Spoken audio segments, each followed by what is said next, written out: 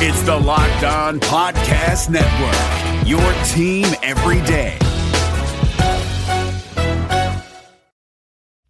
Support for this podcast comes from Invent Together. I bet you didn't know that inventing activity by Black inventors peaked in 1899, and it has never recovered. Black and Hispanic college graduates patented half the rate of white college graduates. That's just one of the reasons why you need to know about Invent Together. When our patent system gets more diverse, our nation will get stronger and more successful. Find out how you can help diverse inventors and unleash economic opportunity at inventtogether.org. How can you achieve and maintain business growth? Harvard Business School Executive Education is now accepting applications for a new program, Driving Profitable Growth.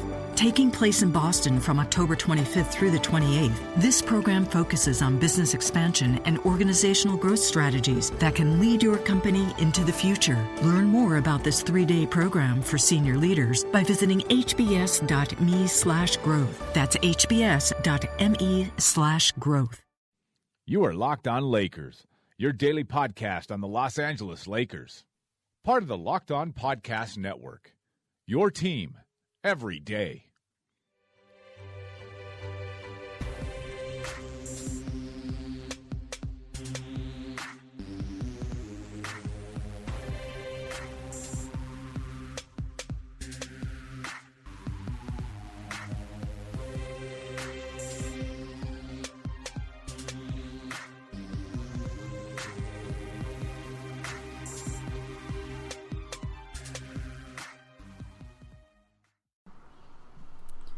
Welcome, everybody, to the Locked On Lakers podcast.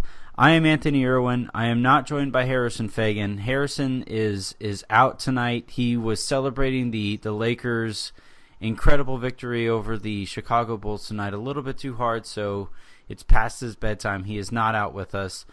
I pulled in somebody who people will want to hear about anyway, or hear from anyway. It's been a little while. Coach Pete Zayas joins us. How's it going? This is Pete Zayas of Laker Film Room. How's it going, Pete? I'm great, man. I'm ready to talk playoffs with you, Anthony. All right, we're even. Before we get into the rest of the show, I want to remind everybody to follow the show on Audio Boom, iTunes, Silver Screen and Roll, TuneIn, Stitcher, and today's Fast Break. Make sure you're using the promo code LOLakers on both Mack Weldon and SeatGeek to get your discount and rebate, respectively. Let's go ahead and get into this. Basically, the way this show is going to work, the Lakers, I don't know if anybody has noticed, the Lakers are dealing with quite a few injuries up and down their roster. So I'm going to talk to Pete about, the specific ways that has affected rotations, roles, all those good things. And then I want to bring it back and kind of, I'm not going to say put a spin on it, because that's not really our job to put spins on things, but you can't help but notice when they beat the Bulls tonight that's this feels like a stretch where last year the Lakers definitely go 0-4, and there are questions about toughness and this and that and the other. There is no such questions. The vibe remains positive around the Lakers. So we're going to try to figure out why that is and what that means for everybody involved. And then at the end, we'll kind of get back to some of the stuff that Pete saw. And I was out tonight dealing with a migraine, but I'll talk to Pete about what he saw from the game that the box score won't necessarily show. So let's go ahead and get into this. Pete, who on the Lakers roster has felt the injuries more than anybody else, would you say? In terms of the impact on their respective role? Yes, on in terms of what's been expected, who's had to step up the most, would you say, or is there a specific person who's had to step up? And I guess we don't even have to say player. We could involve the coaching staff in this as well.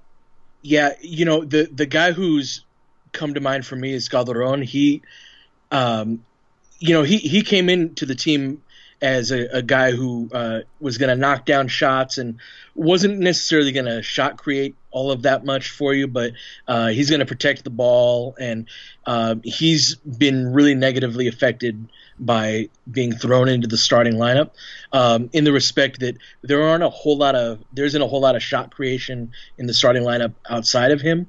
with especially with Nick Young being out as well. They had Ingram start in his place, who provides a little bit in that respect. But then in the front court, you got Dang and Randall and Mozgov. And even in Randall's case, he's more of a shot creator in transition than he is in the half court.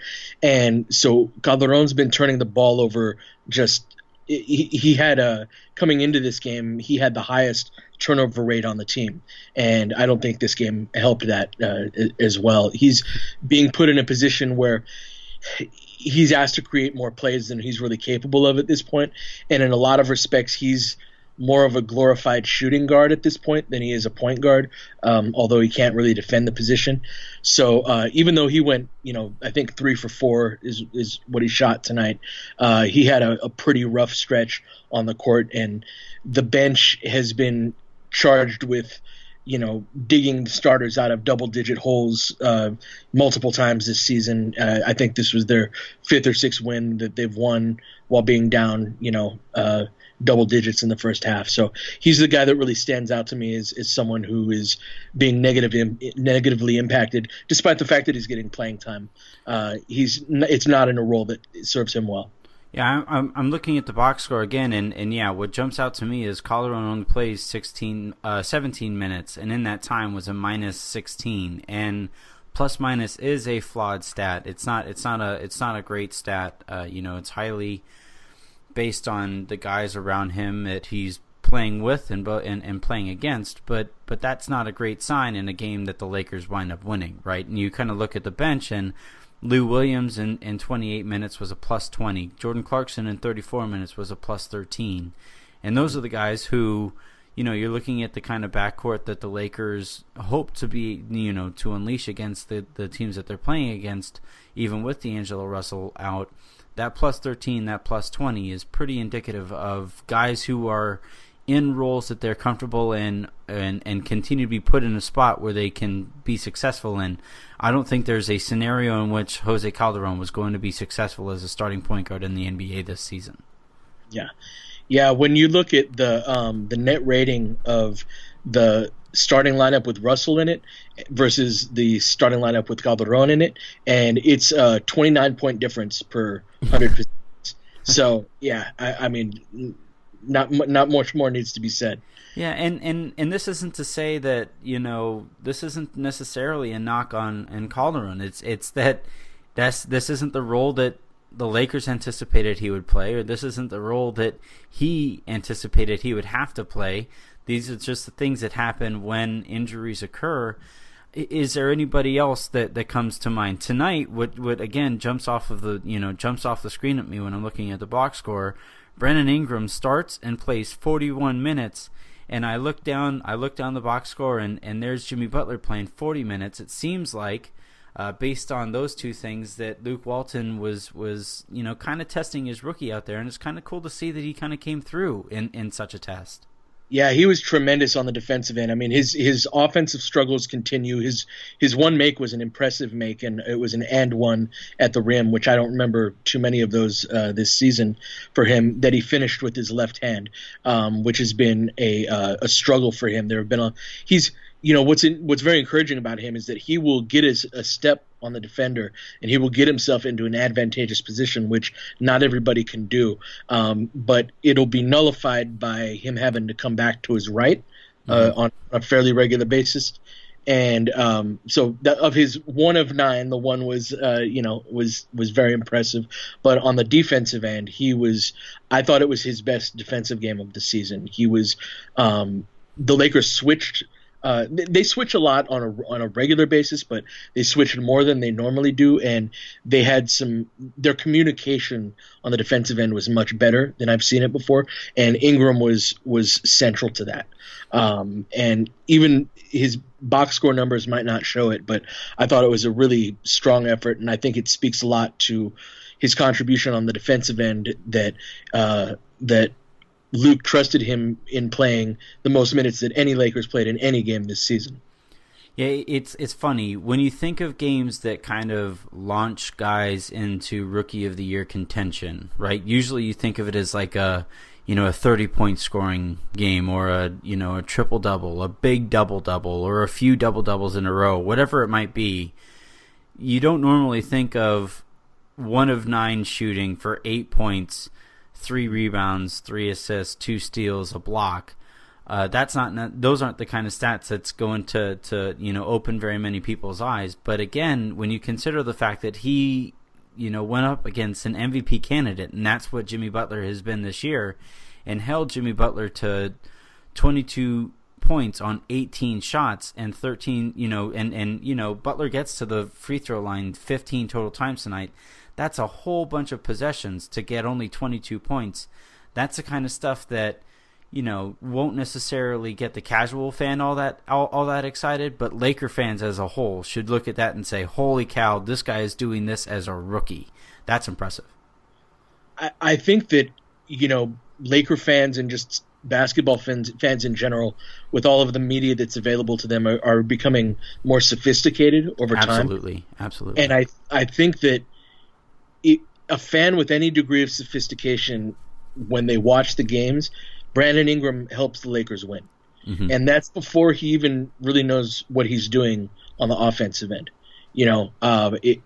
And tonight was a perfect example of that. He was his ability to – his combination of length, IQ, and agility is very, very, very rare. And on a team and this team is also very good for him in that he is lacking in some areas regarding his footwork and his just his overall skill set. And I think he's really going to benefit from a summer with a skills coach. But being surrounded by several other guys, kind of dynamic guards on that bench unit with Lou and Clarkson, D'Angelo when he's healthy, even Julius Randle, kind of the offensive end is covered. But he really asserted his will and put his stamp on this game on the defensive end in a way that few 19-year-olds I've ever seen capable of doing as a perimeter defender. So Laker fans should be very excited. In terms of rookie of the year discussion, I put Embiid in kind of a separate category. He's probably going to win it, but he's a third-year player in some ways, despite not having floor time in the first 2 years. I think there's a lot to be said with being in the NBA and being in an organization. But amongst the 2016 rookies, I'd be hard-pressed to find a guy who's having a more real in-game impact than Ingram is. I completely agree. And it's kind of funny. I have a couple points that kind of come to mind while you were talking there. Kawhi Leonard wasn't asked to do a whole bunch when he was a rookie offensively with the Spurs, and they just kind of said, hey, just go focus on the defense. We know what you're best at. We know what you're capable of over there. Make your impact on that end, and we'll try to figure it out on offense as it comes. And it's kind of interesting that, and that was the Spurs, and that's what, with as explosive an offense that the NBA has really seen with those Spurs teams, and the Lakers in this kind of situation are kind of doing the same kind of thing where, offensively we're set. Go do what we know that you're best at right now, and the offense is going to come. And we saw the results of that so far with Kawhi Leonard. Now, the dumb NBA fans out there are going to kind of say, well, Kawhi Leonard is a system player and this and that and the other. But at the end of the day, if you want a small forward on your team, you're not going too far down the list before you get to, I want Kawhi Leonard on the team that I'm starting. And if, Brandon Ingram, if the Lakers are somehow able to groom Ingram in the same manner, that's a pretty nice model to fit, if you're hoping to have a good career in the NBA. And then the other thing that I kind of wanted to pick your brain about, because this is something I've noticed with Ingram's drives to the basket and just dribbling in general. One thing, he's almost 7 feet tall, so his dribble is always going to be higher than it should be. Mm-hmm. But what I have noticed is that he's still taking, I would say, a dribble too much on each of his drives, where he seems a little too interested in drawing contact. He's more interested in drawing contact than actually making the basket. And you talked about how rare it is that he made an and one, especially with his left hand. But I think that's created from, not necessarily trying to score versus trying to get the foul. Have you noticed him over-penetrating on his drives? And that feels like the kind of thing that all rookies are going to deal with NBA speed. I'm actually working on a video right now in which a significant portion of it is going to be about Ingram's overpenetration. Yeah, so yes, very much yes.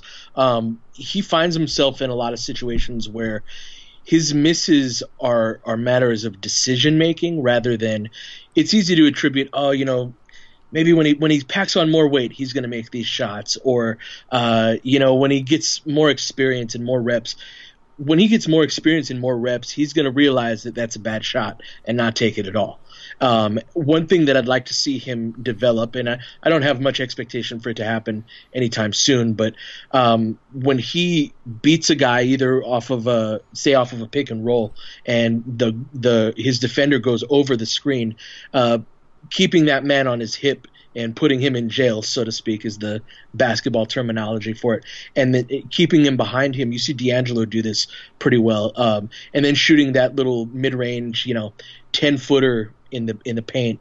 What he's doing on those plays is he's driving into the body of a defender who the entire strategy of their pick and roll coverage is for that big to wait back in the paint and protect the rim. So yeah, he's going to end up double clutching and shooting a difficult shot that really has no chance of going in. And there are little just elements to his skill set, like putting a guy in jail and being able to knock down that little leaning shot from 10 feet away, for example, that I don't have the expectation that's going to happen anytime soon, but that is going to help eliminate that over-penetration that you're seeing. It's kind of funny. You have to kind of teach yourself to be athletic. I feel like Russell Westbrook at this point has a decent understanding of what his body can do. Like if he's driving to the basket, he's taking off from places that most people don't even consider taking off from, and he's doing that because he trusts his athleticism. Now, at times he trusts his athleticism a little too much.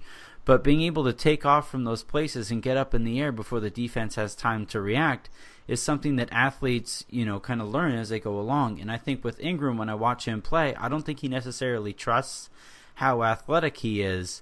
And I think he could take off from a step or two further out, and that that forces the defense to react, a half a second sooner than they're necessarily ready to. And it also gives him more time in the air to adjust to whatever the defense kind of does. I don't know if that made any sense for you there. Yeah, no, it absolutely makes sense. And I think that, people forget this is a guy that's 2 years removed from high school. Absolutely. And in environments like that, his length and his natural physical attributes allow him to do things incorrectly, meaning that he can still be successful with the incorrect fundamentals, with not being comfortable in his own body, in his own, like you said, the knowledge of his own individual athleticism. Those are all things you can get away with when you're just that much more talented than everybody else. And that's true to a lesser degree at Duke. But in the NBA, that's not going to be the case. And that's what's kind of brilliant about what Luke has done with Ingram. Going back to your point about Kawhi, is that Ingram's responsibilities on this team, in that what he's depended upon for is on the defensive end. It's very similar to what you said about Kawhi. Mm-hmm. But by putting the ball in his hands as often as Luke has on the offensive end, he's put Ingram in the position to explore this sounds like a health class, to explore his body, right? to explore what he can do and what he can't do physically, along the lines of what you're saying, right? Of knowing, hey, I can take off from this spot, or I can jump off of 1 foot when I'm going to my left and finish with my left, and it's going to be okay. That's the type of bucket that he got tonight. And so he's doing what he needs to help the Lakers win on the defensive end, but he's also getting reps on the offensive end in ways that aren't going to bear fruit now, but they will either later in the season or in future years of his career, whereas he's not just drifting around on the perimeter, standing in the corner waiting for a kick out. I'm picturing right now Luke Walton pulling Brandon Ingram into his office, and with that deep, drawling voice that he has, Brandon, I need you to explore your body. Yeah, I would love to be in the room as that happened, with like Jesse Mermes in the background saying like, "Yeah, bro, you got this, man. You're way more athletic than you think you are, bro." Oh, yep. This is something that needs to show up on Backstage Lakers, for example. Spectrum, where you at? So we talked about the adjustments that the injuries have forced on the players, and we'll get back to, because I think there are a couple other players who have been forced to adjust as well. But the other thing that bears mentioning, and you already talked about Luke Walton, and Brandon Ingram's self-exploration, but Luke has made it a priority that almost no matter what injuries come up in that, with that starting lineup, he has made it, his strategy has been, all right, this bench is really, really good. This bench has to get as many minutes as they can together. I don't know, did you happen to catch my theory on where that might be coming from? It was on this last show, so I don't know if you heard it. No, I didn't. Long story short, the talent level is the talent disbursement across the Lakers roster isn't that extreme to where you have, superstars at the top and then like really bad players at the bottom, and, the superstars have to be played so many more minutes than the guys down at the bottom of the roster. And so I kind of think where Luke is going with playing the bench he has, or by using the bench the way he has, he's kind of saying, all right, we're going to try to tread water as best we can with whichever starters we play, but we know this is our best lineup, so we want to play that best lineup as many minutes as we can against the lesser lineups that we might face night to night. And if he, by continuing to stick with that, you're going to see the Lakers, finish first quarters. Tonight they finished the first quarter down 17-28. But then in the second quarter they come back and they outscore the Bulls 30-19. And that I believe, is something that Luke continues to want to, fall back on as a strategy. Have you agreed with his decision to stick with it through the injuries? I mean, how couldn't I? The results speak for themselves. It's really amazing the schedule, the injuries, and they're 10-10. It's been the most fascinating part of this season, is seeing how he's placed such a great emphasis on a five-man lineup is almost its own organism in and of itself, and how it needs to be treated as a whole, rather than five different guys that, we just plug this in and break it up and we'll figure it out. They've played the most of any five-man unit off of the bench by a mile compared to any team in the league.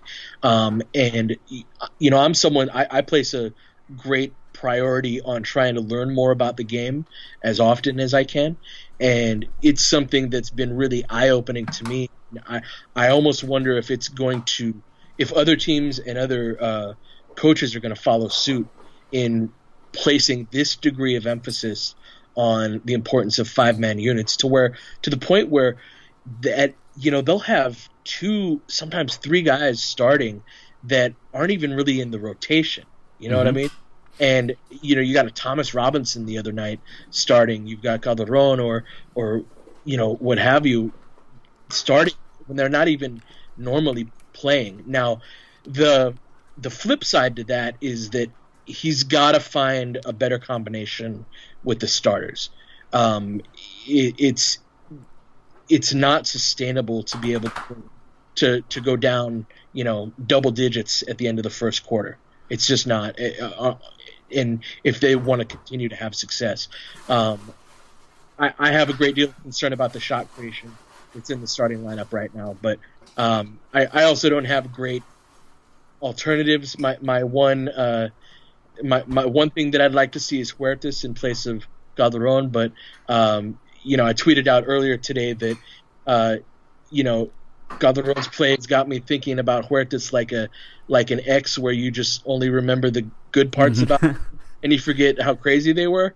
And so I'm kind of thinking of Huertas as a shot creator that can get guys open, and maybe not remembering all of the jump pass turnovers and terrible defense, even compared to Calderon. But he's got to find a better combination with the starters.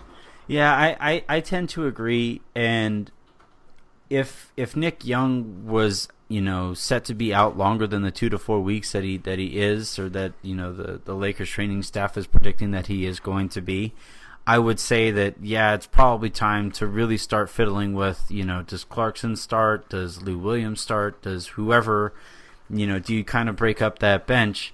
And to a certain extent, you don't want to just rely on results-based analysis, because that tends to be kind of lazy.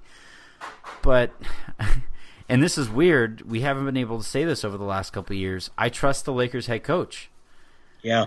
And you watch him tonight. Last night I said specifically after the Lakers got blown out by the Pelicans that I think it might be time, if Nick is going to miss considerable time, that it's probably time to start breaking up the bench unit and dispersing their minutes along with the starting lineup. But one thing I kind of thought of after I went on the rant that I went on, and after Harrison and I had the conversation that we had, was every single lineup that Luke puts together feels like it has a purpose.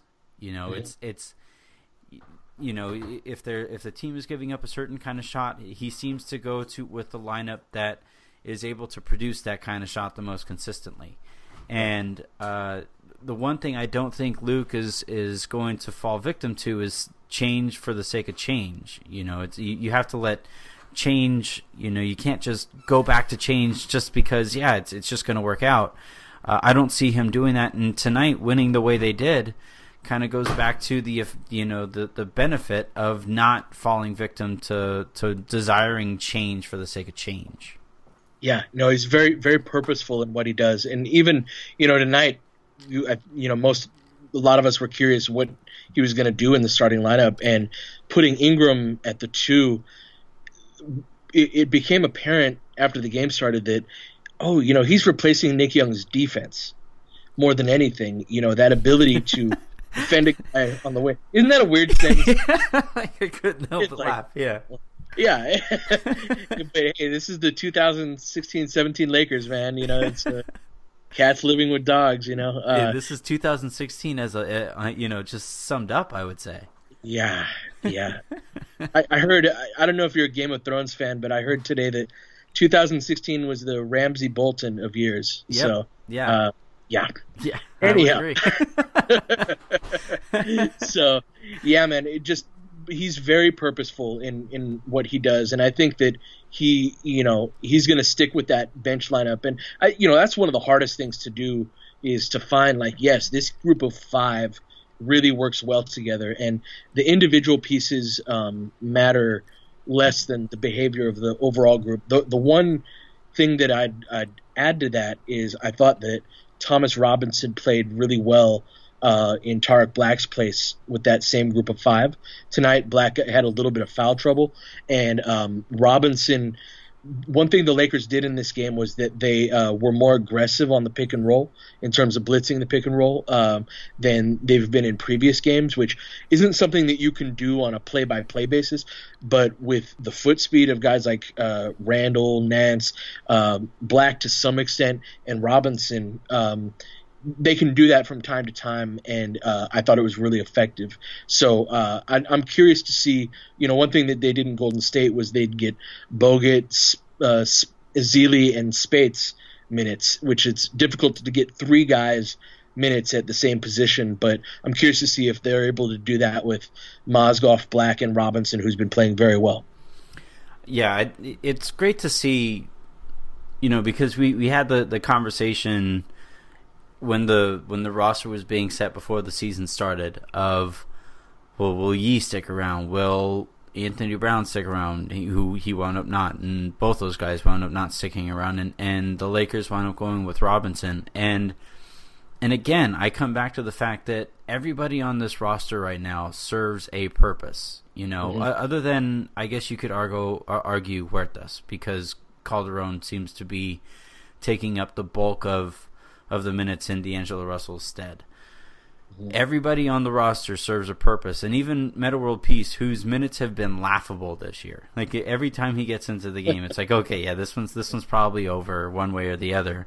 But he's on the team specifically to teach defense, to the young guys, to work with Julius Randle on how to, use his body strength, to work on Brandon Ingram, I would imagine, to on figuring out angles and how to do that in the NBA. So everybody on this Lakers team serves a purpose. And even when you look at somebody like Thomas Robinson, who surprised everybody and found a way to the roster this year, here he is coming up, fairly big. He only played 9 minutes, and he played, he had 2 points, 6 rebounds, whatever. His line is whatever it's going to be, but in 9 minutes he was a +7, for somebody who just kind of steps in when Tarek Black gets into that foul trouble, that's pretty impressive that he's just stayed ready like that, and Luke trusted Robinson to stay ready and rewarded him with the minutes when he had to. Yeah. I guess my last kind of note here, and I'm biased, I will completely cop to being biased in this respect, but usually I'm pretty nuanced when it comes to awards. I hate the phrase, and nobody else is really close, because somebody is always close. When someone says, LeBron James is the MVP of the season and nobody's really close, that's just not true. It's typically speaking, there are people who are close who belong in that conversation as well. With Luke Walton's coaching this year, I can't come up with anybody who deserves more Coach of the Year praise than Luke deserves. And it's not the typical, decent coach with a bad roster squeaks into the playoffs. This is somebody who is developing a culture from the ground up with kids that are learning on the fly, with an entire team learning really complicated defensive rotations, really complicated offensive sets, making these adjustments on the fly, not just in the game, but game by game as guys go down and get back into the roster. I will completely cop to being biased, but I don't think it's close here with Luke. No, it's not. And it's, you touched on it. It's across the board, right? You've got some coaches that, come in and you want them to change the culture, right? And you've got other coaches that, hey, we need a tactician that really improves the X's and O's and the schemes that we run on both sides of the ball. You've got other coaches who are like, hey, we got this group of young guys that we need to show them how to be professionals. And we've got these young guys that we need some great skill development with them. And he's been all of those things. He and his staff, of course. There are very rare instances in sports even where you can say that with some degree of possibility that a coach has a chance to coach somewhere as long as he wants to. Mm-hmm. And I think this is one of those situations, one of those very rare spots where I think this is Luke's for as long as he wants it. He's the real deal. And I have my things here and there where like, oh, I wish he'd do this more. I wish he'd do that more. But it's nitpicking. It's nitpicking. It's absolutely nitpicking. And having even just a small taste on my end of the responsibilities that go into a head coaching position at much lower levels of basketball, there are so many things that he has to be on top of, and more importantly, have an understanding of how that piece interacts with another piece and the synergy of all of the different components of a team, that this is a masterful job that he's doing. Yeah, I was going to say, I think of the game from a coaching perspective. I think of it, to a lesser extent from a player's perspective. But even when I was playing, I wanted to be a coach when I was playing, and now I kind of analyze the game from having been a coach. And you do the same thing. You are Coach Pete Zayas, so I guess that's just kind of how you're gonna watch it. And yeah, I could sit here and talk about Luke Walton all day. Look, I'll just paint you a picture of a scenario, and this is a scenario that the Lakers came into. This is the second night of a back-to-back. This is the second game in a stretch of 4 games of 5 nights. This is a really wacky road trip in terms of the type of travel that the team has to go through. They just lost another key cog after having missed. They're now down 2 starters. For now, the first time, or not really the first time. They've been dealing with starters being in and out of the lineup and trying to deal with this. They're playing against a potential playoff team who has had plenty of momentum to deal with this year. Over the last 2 seasons, there is no chance in any kind of scenario where the Lakers win that game. There's none whatsoever, and I, it's easy to kind of come back to, and this is the tendency that kind of happens in analysis where things are happening that we can't quite understand. So we just kind of say, well, it's the coach. It has to be the coaching, right? Right. We appeal to the authority in that sense. But and so, with having said that, you got to credit the players for staying positive and still sticking to whatever Luke is selling them. But again, it is Luke selling them that, and these players continue to come back to the fact that, yes, we trust our coach. We trust our guy. He would die for us. We see him working his tail off for us. We're going to continue to work our tail off for him, and the results will come. And the results continue to come. Tonight being one of those situations that they just would not. There's no. I'm not crazy here, right? There's no way they win this game over the last couple of years. Not a chance. And I also think it's easy to give Luke as much credit, and he deserves all of it. I am very impressed with the professionalism of the young guys on the team.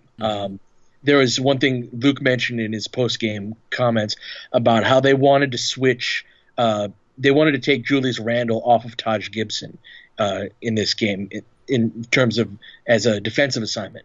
And because Gibson really hurt them in the previous game, and he did a great job of establishing deep post position. And I can't speak to all of the reasons why he wanted to make that switch, but Gibson definitely got the better of Randall in that first matchup. And Randall was apparently insistent that he stayed on Gibson, and he went out there and he showed it. The first couple possessions of the game, even my eyebrow raised watching Randall dig in get in a great stance against Gibson in the post, and he hedged well on a couple screens. His defense was very much jumped off the screen for me in the first few plays of the game, and there's just a degree of professionalism amongst the young guys. And to your point about there's no way they win this game in the last 2 years, even further than that, it would have been totally okay for them to lose this game this year and now, right? Your backcourt. I didn't think they were going to win. There was no chance I thought they would win this game tonight. And then they go down after the first quarter, 28-17, and I was watching it fully expecting there to be a loss. And, there would have been some grumbling and groaning and whatnot had they lost the game. But overall, it wouldn't have been a shock at all. It was my expectation level, especially after that first quarter. And it would have been easy for the young guys on the team to kind of pack it up and be like, okay, we got tomorrow off. We'll get them on Friday. But that wasn't it at all. And this was a beautifully ugly win.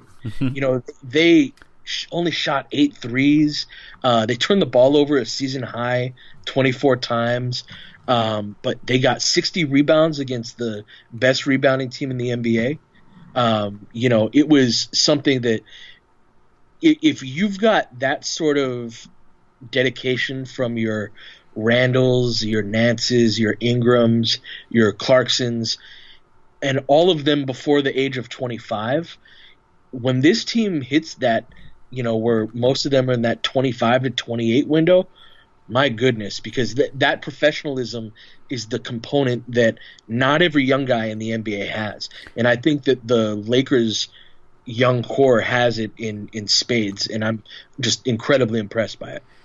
When you're talking about professionalism as a culture, doesn't that sound like something you would say about the Spurs? Yeah. Yeah. And so the other thing that I was thinking while you were talking about Randall being challenged, or not challenged, but Walton saying how Taj just might not be the kind of matchup that's best suited for Julius Randle. Doesn't that sound like something Phil would do? Yeah. Oh, it's a total mind game. Yeah. It's like, doesn't it's okay. It's kind of one of those things where like Luke is having a conversation with Brian Shaw, and he has the door cracked open just enough, right. And he plans for Randall to walk by as he's saying that. That sounds like something, that Phil would have done. And for people who continue to harp on when's Phil coming back, man, this is the kind of stuff that you want to see. These are the seeds that are planted, and this is what happens. This is how Phil Jackson is born. I'm not saying that Luke Walton is going to have the incredible career that Jackson did, but you can see, the little tidbits that Phil left behind, and Luke Walton said that he, Phil Jackson was a major mentor, and this is one of those instances where you really directly see that influence. Yeah, absolutely, and a guy like Julius Randle is built to take that as a challenge. And that's that is almost certainly a button that Luke was very well aware of the whole time in saying that. Absolutely. All right. A last tidbit on Randall that I noticed while I was looking at the box score, and everybody's going to look at the 20 rebounds and the double and whatever you're going to notice from the game, but. Randall gets challenged, and you look down that box score, and Taj Gibson has a very, ho-hum game of 11 points, 10 rebounds, and fouled out. And that's the kind of stuff that you kind of look back on. You're not going to remember this, 4 or 5 years from now, but this is definitely one of those steps in the right direction that the Lakers want to look at as a whole when they're trying to build this culture. Absolutely. And the funny thing is that Randall didn't even particularly play well in this game. Mm-hmm. The 20 rebounds are 20 rebounds, of course, but he was pretty out of control on a number of plays, but it just really goes to show how far just playing hard can take you, even if the execution isn't there. Right. I mean, I kind of feel like those out of control plays are something that Luke kind of prepared himself for. If he's going to put that challenge out there, any kind of challenge is going to incite some kind of emotional reaction. Yeah, that's a good point. Yeah. So, I kind of think that, just the challenge was to, get Randall to go out there and play hard, to see what he can do against Taj Gibson, who did get the better of him. And then the out of control plays was just kind of going to happen. Yeah.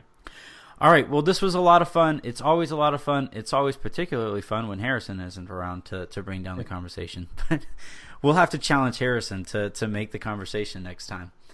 I'll leave the door open to my office as he walks by next time. I always really appreciate you coming on the show. It's always a whole bunch of fun. I look forward to the next time we talk. Awesome, Anthony. Thanks so much for having me. Absolutely. All right. Before we go, make sure everybody follows the show on Audio Boom, iTunes, Silver Screen and Roll, TuneIn, Stitcher, and today's Fast Break. Make sure you're using the promo code LO Lakers for SeatGeek and Mac Weldon, and we will talk to everybody again tomorrow. Shouts to Larry Spriggs.